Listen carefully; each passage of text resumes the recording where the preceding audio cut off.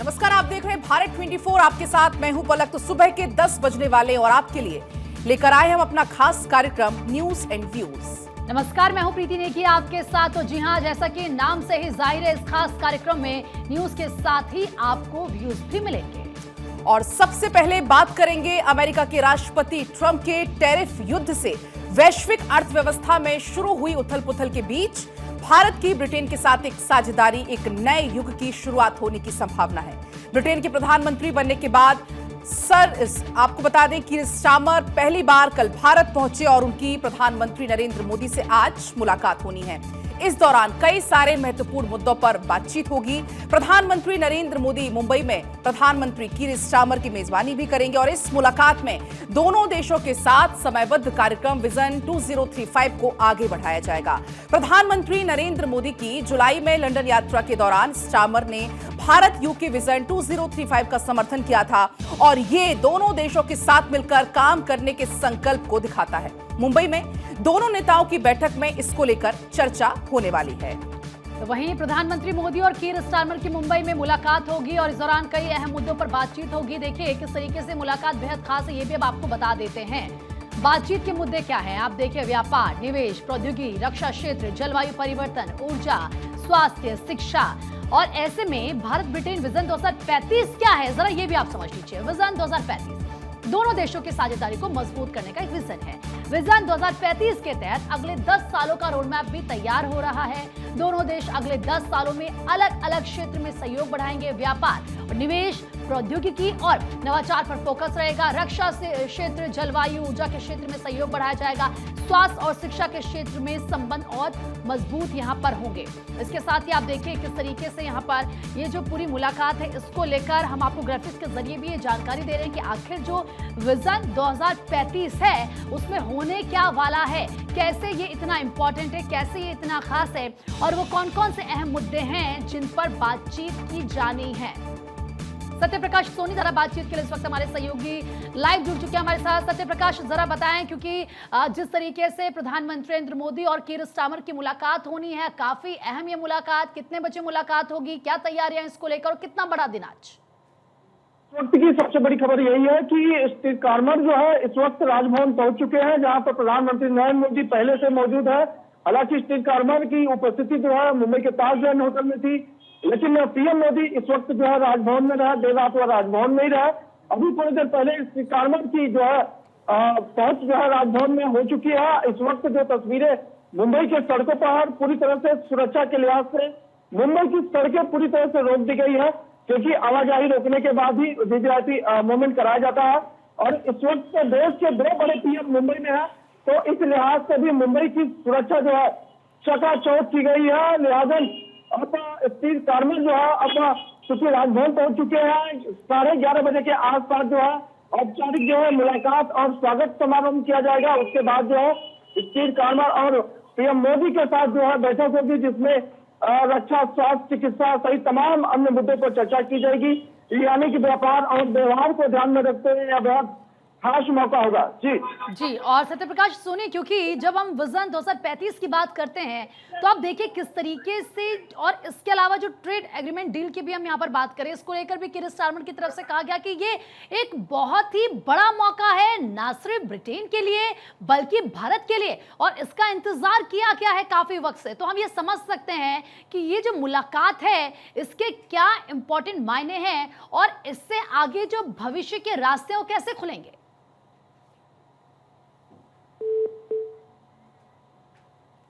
ठीक है सत्य प्रकाश सोनी, आपका बहुत बहुत शुक्रिया तमाम जानकारी देने के लिए। वहां पर तैयारियां पूरी की गई हैं। हमारे सहयोगी बता रहे थे कि किस तरीके से आज की मुलाकात खास रहने वाली है। 11:30 बजे का समय और फिलहाल वहां पर सुरक्षा के पुख्ता इंतजाम किए गए हैं।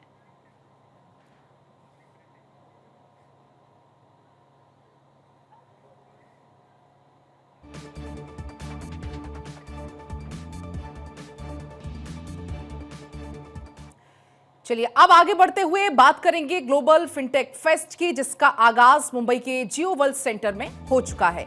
इसके शुभारंभ पर वित्त मंत्री निर्मला सीतारमण ने आमजन और छोटे व्यापारियों के लिए कई सारी अहम घोषणाएं की, जो लोगों के जीवन को आसान बनाने में बहुत सहायता करने वाली हैं। इसमें से कुछ सेकंड में 15,000 रुपए तक का तत्काल लोन, बिना इंटरनेट डिजिटल पेमेंट जैसी घोषणाएं भी शामिल हैं। और इसके अलावा वित्त मंत्री ने एआई के यूज और मिस यूज को लेकर भी बातचीत की।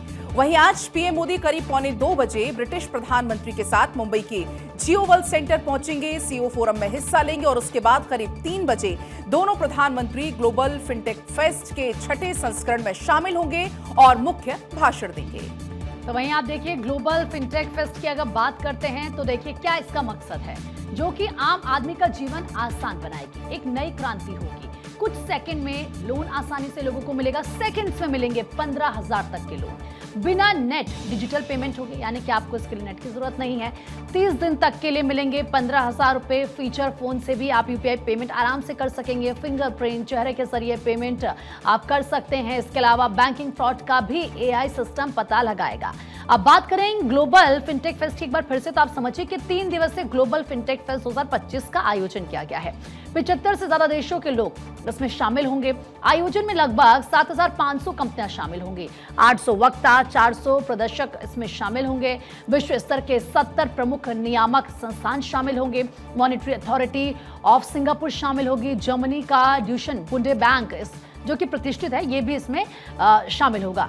तो इसी के साथ ग्लोबल फिनटेक फेस्ट 2025 का आगाज, और क्यों है ये फिनटेक इतना खास, ये भी हम आपको ग्राफिक्स के जरिए इस वक्त बता रहे हैं।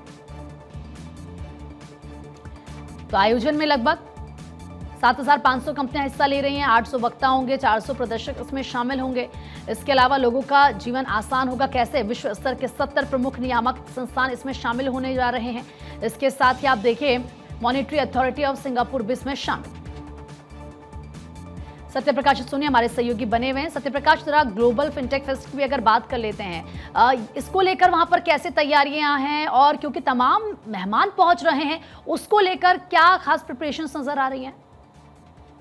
देखिए, प्रधानमंत्री नरेंद्र मोदी और ब्रिटेन के प्रधानमंत्री जो है मार्केट के द्वारा यह संयुक्त बैठक लगाई गई है, जिसमें देश के विकास को लेकर दोनों देशों के पीएम के बीच बैठक होने वाली है। सबसे महत्वपूर्ण बात की स्वास्थ्य, शिक्षा और तकनीकी कैसे जो है देश में बढ़ाया जाए, आपसी सहयोग कैसे बढ़ाया जाए, आगे भविष्य में 2035 का रोड मैप कैसे तैयार किया जाए, इन तमाम मुद्दों को लेकर आज बैठक होने वाली है। बांद्रा के जियो वर्ल्ड सेंटर में यह बैठक होने वाली है। करीब 1.5 घंटे तक यह बैठक चलेगी, जिसमें प्रधानमंत्री नरेंद्र मोदी और फिर जो है ब्रिटेन के प्रधानमंत्री अपनी बातों को रखेंगे और संयुक्त रूप से दोनों लोगों की सहमति जताई जाएगी। उसके बाद जो है इस कार्यक्रम को आगे बढ़ाया जाएगा। लेकिन इस वक्त जो है स्टारमर जो है राजभवन के अंदर प्रवेश कर चुके हैं, जहां पर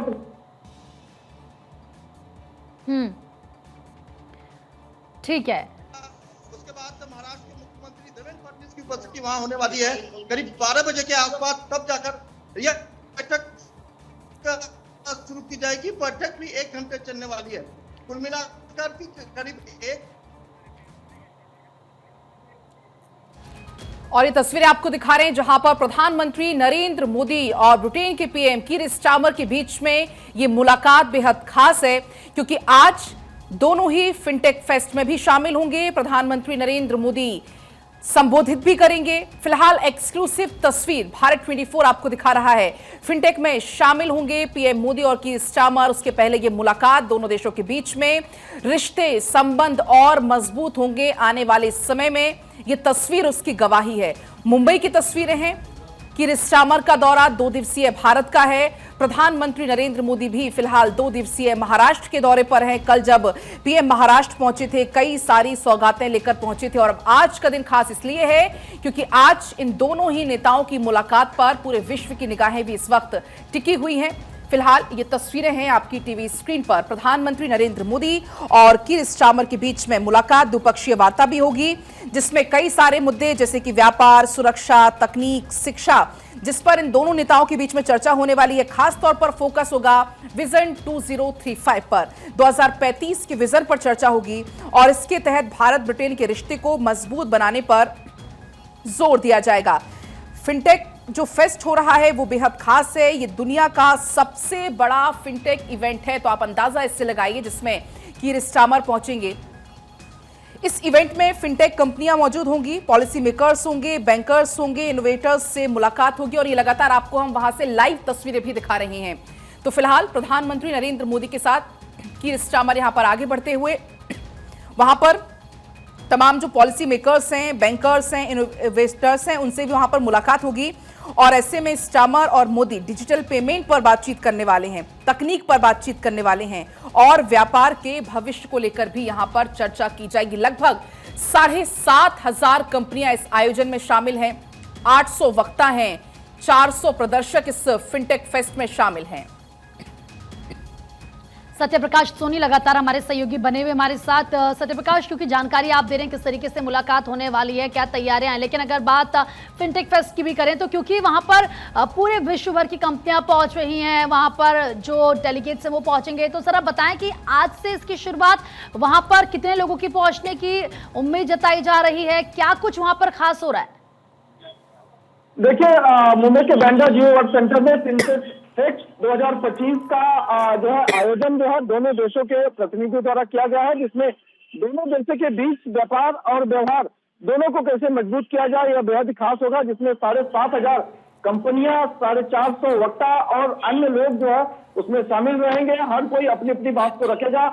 2035 का विजन लेकर दोनों देश के पीएम चल रहे हैं और यही वजह है कि स्टार्मर की मुलाकात हो रही है और बेहद ही खास होने वाला है कि उन्हें इस बात की जानकारी है कि पीएम मोदी के साथ व्यवहारिक और व्यापारिक समझौता बेहद ही खास होने वाला है, क्योंकि जिस तरह से भारत लगातार विजन 2045 को लेकर आगे बढ़ रहा है, उसी विजन को देखते हुए स्टार्मर की तरफ से भी यह पहल की गई है, जिसमें विजन 2035 का जो है यह सपना लेकर जो है कहीं कहीं ब्रिटेन जो है भारत के पीएम से मुलाकात करेंगे और जाहिर तौर पर यह मुलाकात बहुत ही महत्वपूर्ण होने वाली है और इसी लिहाज से व्यापार, व्यवहार और सुरक्षा के लिहाज से बहुत खास और भविष्य का रोड मैप यहाँ से तैयार होता हुआ नजर आएगा। फिलहाल बहुत बहुत शुक्रिया आपका तमाम जानकारी देने के लिए सत्यप्रकाश।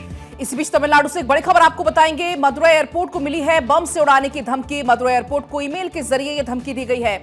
आपको बता दें, जो एयरपोर्ट निदेशक है मुथु कुमार को यह धमकी भरा ईमेल आया है। ईमेल में मदुरै एयरपोर्ट के अंदर बम रखने का दावा है। मदुरै एयरपोर्ट पर तलाशी अभियान की जा रही है। सीआईएसएफ की पूरी टीम मौजूद है। पुलिस ने वहां पर संयुक्त तौर पर तलाशी अभियान चलाया, लेकिन ये ईमेल करने वाला कौन है, कहां से ये ईमेल आया है, ये अब ट्रेस किया जाएगा, इसका आईपी एड्रेस। और अब आगे बढ़ेंगे, बात करेंगे केंद्रीय गृह मंत्री अमित शाह की बैठक की। दरअसल गुरुवार को यानी कि आज राष्ट्रीय राजधानी दिल्ली में जम्मू कश्मीर की सुरक्षा स्थिति की समीक्षा के लिए एक उच्च स्तरीय बैठक की अध्यक्षता गृह मंत्री करेंगे।